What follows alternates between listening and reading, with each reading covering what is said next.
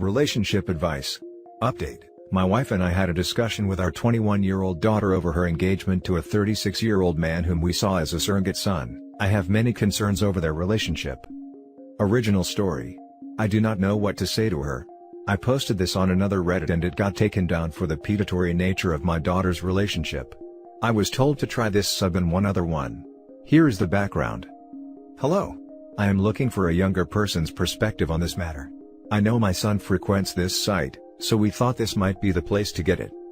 My daughter is a 21-year-old female. Her fiancé is 36. She just graduated college and moved out on her own this past fall. My wife and I are 58 and 55 years old respectively. We also have 2 sons. When my children were young, we had a close family friend who died tragically in 2001, leaving behind a 16-year-old. We took him into our home for over 4 years while he finished school, and he was able to stand on his own. We gave him a substantial monetary donation to start his own business, which has since become wildly successful. I never minded any of this one bit, because I always saw him as one of my own children. He is now 36 years old. This past Sunday we had a family dinner, at which time my daughter decided to inform us that not only were they engaged, they had also been seeing each other for the past 3 years. My wife, sons, and I all feel incredibly betrayed and blindsided by this revelation. The amount of lies and secret keeping they had to be telling to keep this relationship from us is astonishing. The large age difference is also very disturbing to us. I told both of them in no uncertain terms that I did not approve of this relationship, that he was no longer allowed in my home, and as long as my daughter continued this relationship, nor was she. I now see that alienating my daughter would cause more harm. I want to be there for her, but I do not want her to think I am accepting of this relationship and want it to end immediately. I am disgusted and angered by my daughter's relationship I just recently found out about. However, I do not want to alienate my daughter and put her in more danger.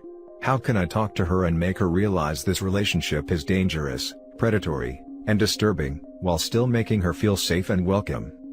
Also, in case this wasn't clear enough, yes, he helped raise her. He babysat her, changed her diapers, came to family dinners every week, went on family vacations, etc. He was a constant part of her life since she was 1. Now for the top advice before reading the first update. That is an enormous yikes. Marrying someone whose diapers you changed is not okay. As far as your daughter goes, she's had this guy in her ear for a long time. You can consider her heavily manipulated, along the lines of someone indoctrinated into a cult, or taken advantage of by a skilled scammer. She is an adult and not necessarily immune to being held responsible for her choices, but you do have to remember, she was a child. He was an experienced man she trusted. There's a level of responsibility he bears that she does not. Ask her to come see you and your spouse alone. If you think she would respond better to your partner or your sons, have one of them ask. Tell her that you all feel very hurt by the deception, given how long this has been going on. Ask why she felt the need to lie. Deep down, she probably knows that there's something wrong with it. She'd have said something earlier if not. Having her explain the thought process may make her question it for herself. Try to ask this without anger. In fact, the more not mad, just disappointed you can bring, the better. Has she ever babysat? Ask her if she'd date a kid she had to take to the bathroom. If she'd date a 6-year-old, or if she'd be cool with her dad dating one of her friends, because that's kind of what it feels like here. Completely different life stages. In the end, if she remains unmoved, you have some negotiation to do. You won't go to or talk about it, support the wedding, but you'll always accept her alone back home if she needs help. Maybe she's welcome to come visit after the hurt heals, but he's not. Maybe family therapy is necessary. That's on you to figure out. But saying you can't come back until you ditch him, is not going to make her feel like you have her best interests at heart. Consider some more nuance. Good luck.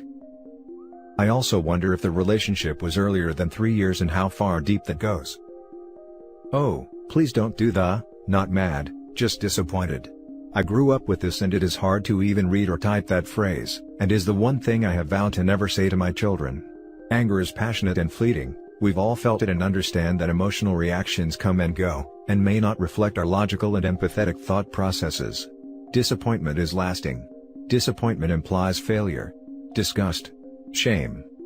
Are you actually disappointed anyway, or are you scared? Scared that this relationship could have a measurable negative impact on your daughter's life, could hurt her in ways that she doesn't or can't currently see? Perhaps you can lead with, "We love you and care about your health, well-being, and safety more than any other people on this planet. And we consider it our honor and duty to do anything necessary to help you in making sure this immense decision is going to be conducive to that continued health, well-being, and safety. We are asking you to please allow us to be your trusted advisors right now and explain to us how this seemingly sudden engagement came to be and potentially answer some of our questions. Are you willing to do that? Be prepared to enthusiastically compromise on when or how any conversation like that happens. And when it does, take great care to listen more than you talk, and resist the urge to dismiss her emotions and opinions as either superfluous or inadequate due to her age. Ask yourselves what your priorities are here, and what your firm boundaries are. Write them all down and start numbering and crossing out, etc.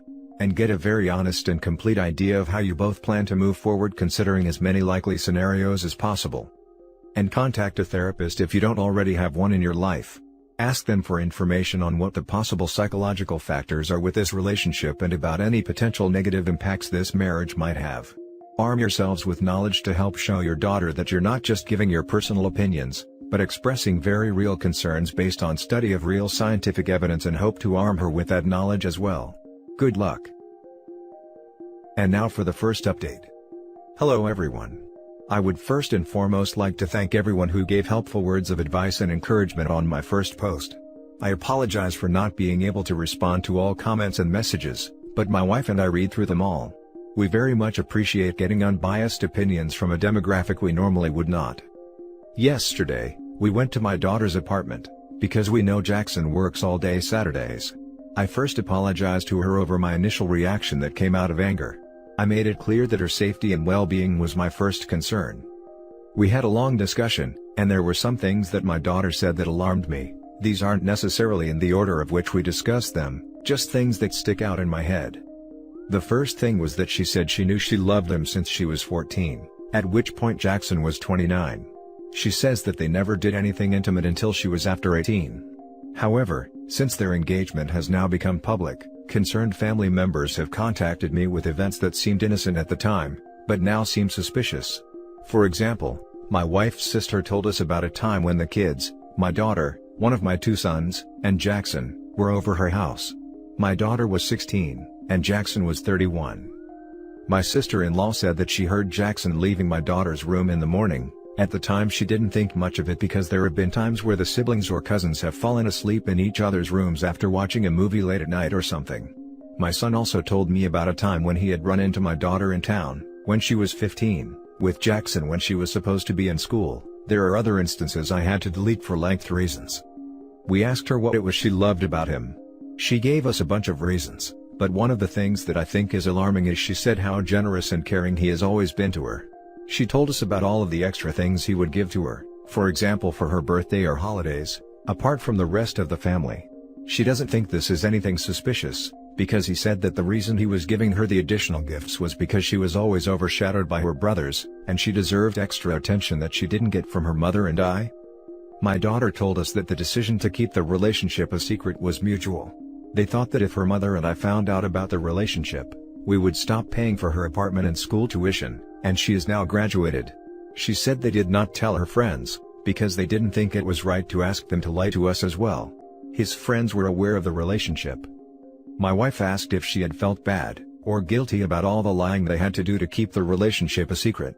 We were having weekly dinners for 3 years when they had been dating while they sat across the table from us pretending they weren't. Our daughter had even made up boys she told us she had been dating at college. A few times she had posted photos of herself with a male friend and had told us that was a man she was dating.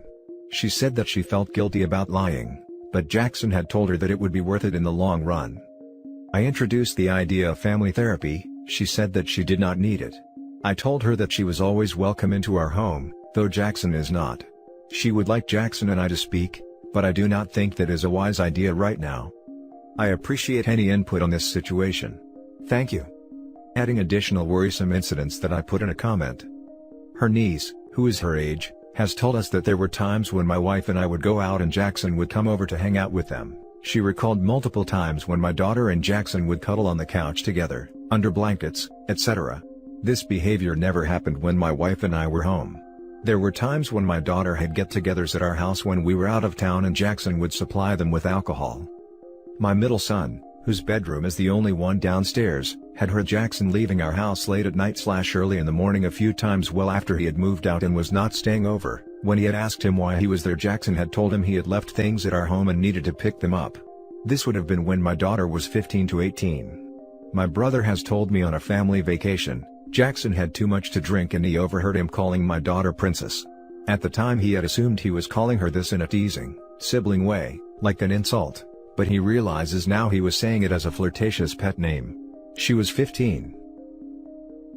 Now for more advice before reading the final update. The man is definitely a creep. I don't even know what I can advise you to do about it now that she's 21. But that man is definitely not a good person. Yes, I feel very betrayed and blindsided. The fact that he encouraged her lying to you suggests, in my opinion, that he knew it's not right. Any situation in which your significant other wants you to lie to people is a little alarming. It's clear that he had feelings for her before she was legal, which sparks the question, why was he interested in a minor?